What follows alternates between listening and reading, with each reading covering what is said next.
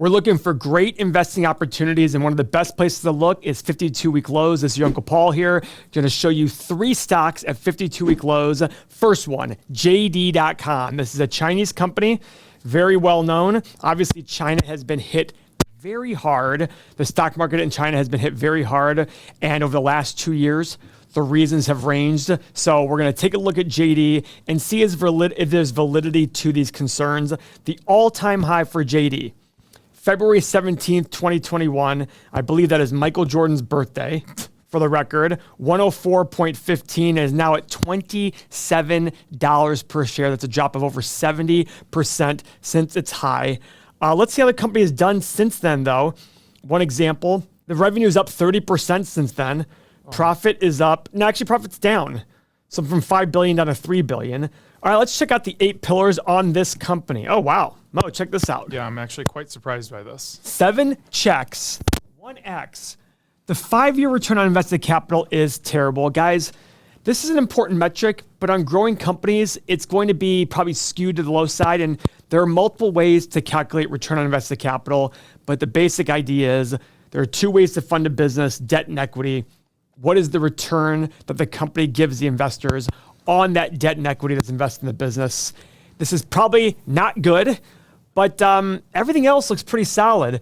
5-year cash flow growth of $2.6 billion, net income growth of 2.15. Mo, what we're going to say? I like that we're still seeing revenue growth after a big jump from COVID. Yeah. It's nice to see that continue and not just have a drastic decrease. Yeah, and you've got to remember also, Mo, China is the fastest growing middle class, so you're hoping this is going to help with everybody there. So, Mo, let's go into our community and let's see what some of their bull cases are for JD.com. Why don't you pull some of them up? Sure. So the company operates, this is from Wicked Willie, this is our in-house analyst. The company operates 1,600 warehouses covering 32 million square feet. So they're trying to switch from 1P to 3P. 3P is the Amazon model of third-party vendors. Let me ask you a question. Yeah. What do you think about that? Do you think that's a good business model to grow to? Well, yeah. I mean, the reason being is you don't have to carry inventory. To carry the inventory? Yeah, you don't have the cost of inventory anymore. So guys, what this means is if you go on Amazon, over 50% of the sellers now aren't even Amazon. And this is something I didn't understand until we started selling on Amazon. It's mostly people, just you and me, posting our products on Amazon and handling the sales of it. Amazon will hold it in their warehouse and call FBA fulfilled by Amazon, but Amazon doesn't have to pay for that inventory anymore. This is pretty cool. While growth has slowed in retail, logistics business still growing at 30% year over year with positive operating margins. Yeah. Okay. Current extended buyback plan through March of 2024 authorized $2 to $3 billion. So here's what I like about that. And look at where they're at already. Yeah, so this is what I like. They're already at $42 billion in value, so they're buying back $2 to $3 billion. That's a big chunk. But the other thing is, Mo, their price to free cash flow is very low, only 12.6. So they're buying back cheap shares. Okay, so I like that a lot. The Chinese companies are notorious for buying back cheap because they don't issue a lot of shares, but they also don't buy back a lot of shares. But when they do, when they do it right. Yeah, they do. They tend to do it right. Okay. So any other, what's the bear cases? Bear case, long-term debt has increased from $2.15 billion in December of 2021 to $6.9 billion today, or an increase of 220%, while free cash flow, price to sales, is down in that same period.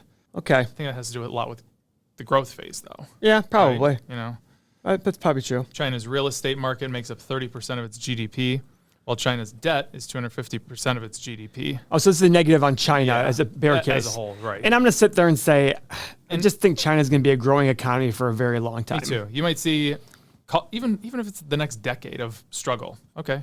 Look at the next 30 years. Their idea of struggle, though, is lower growth than, like our idea of struggle, recession for us is negative growth. Right. Their idea of recession is slower growth. Right. All right, so let's check out the analyst estimates on JD.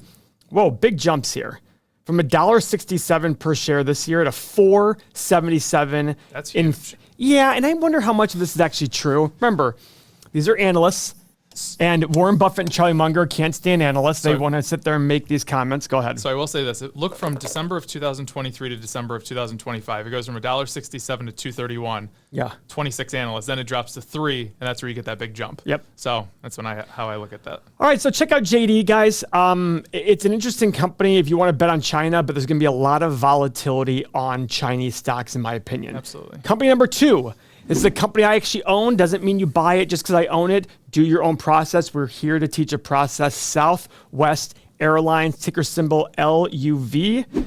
Now, here's the reason I like Southwest. Look at its stock price. Look at that price. I bought it at $25 a share in the bottom of COVID. Literally in March or April of COVID, I was buying it for $25 a share. It is back. I got it taken away from me at $48 a share from covered calls, and has since fallen. I've been buying it sub 35 for a while now, and I hope it goes lower. It will likely go lower, so if you can't stand that, don't buy it. This is like the stock that reminds me of COVID, because I remember we would sit on calls, and I had my desk set up in my kitchen we would talk about this stock. Yeah, and isn't it incredible? $25 on the nose, I remember. And in the last 5 years, it's down 55%. Yeah. Now, here's why I like it. Let's go to COVID levels. First off, their revenue is actually higher than it was pre-COVID. Wow. But look at their profit, Mo. It is terrible. Yeah. But why? I believe a big reason for their drop in profit was the fact that they had those issues. They had to give a lot of gross profit away for those issues they had with the computers and all that stuff. Christmas time. Mm-hmm. If you even look at their quarterly profit, look at how bad it was in the first quarter of this year. Their gross profit was about 12 or 13%. Yeah.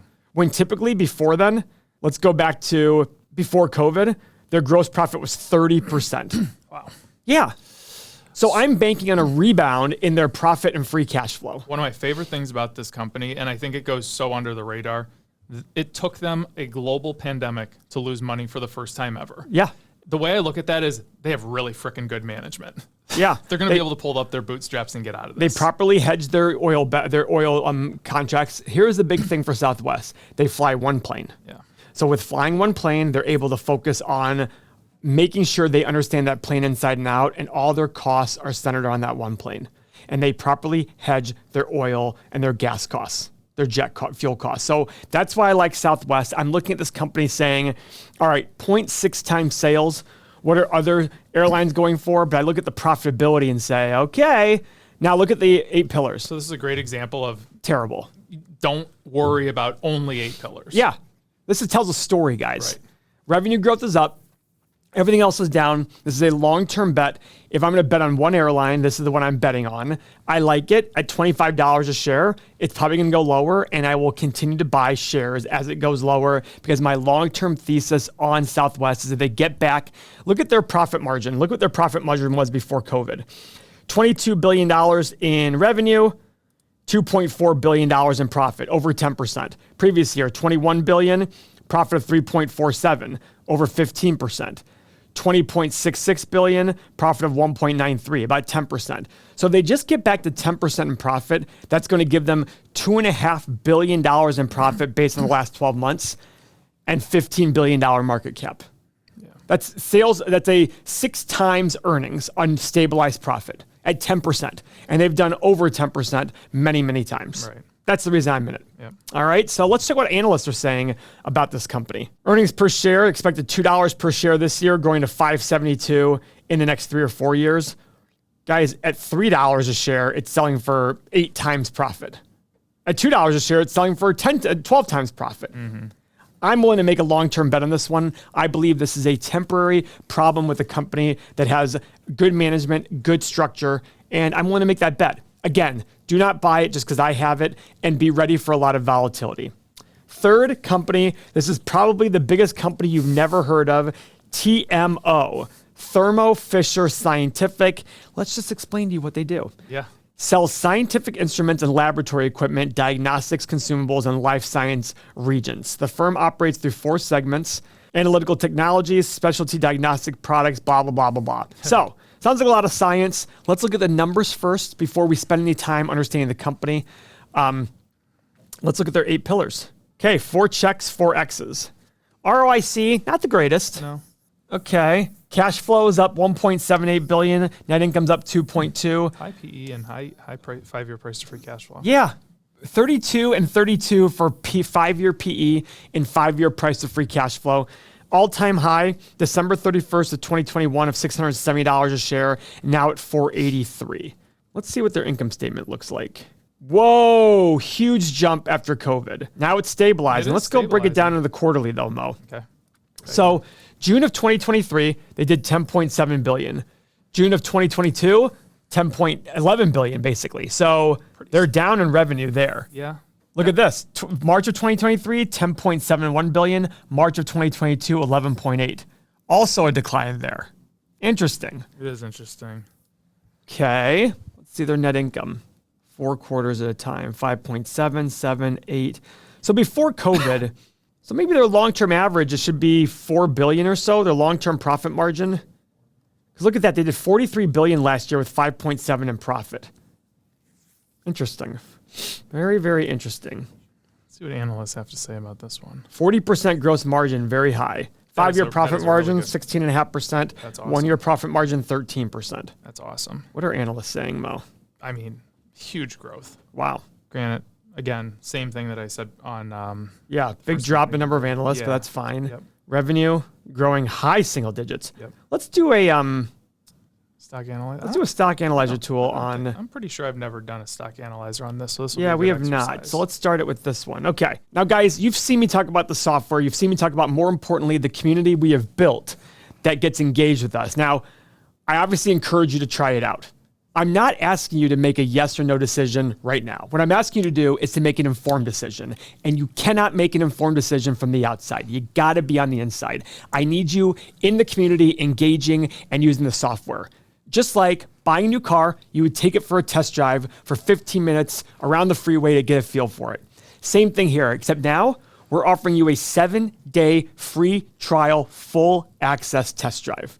Come in here, everythingmoney.com, sign up, free access for 7 days. Engage in the community, talk to the thousands of other people in there that are engaging every single day. Use the software, all the tools we have fully for 7 days. I guarantee at the end of the 7 days, you will fully see the value in this and how it can help change the way you look at money. So go sign up now. If you don't want to sign up, no harm, no foul. We'll move on. You still learn from our videos, but I will see you there later when you finally realize the impact it can have in your life. So Mo. Yes. Revenue growth potential. What'd you do for a low, middle, and high for the next 10 years? So I was thinking 2, 5, and 8. So I'm thinking 3, 6, and 9. Okay. Okay. Profit margin.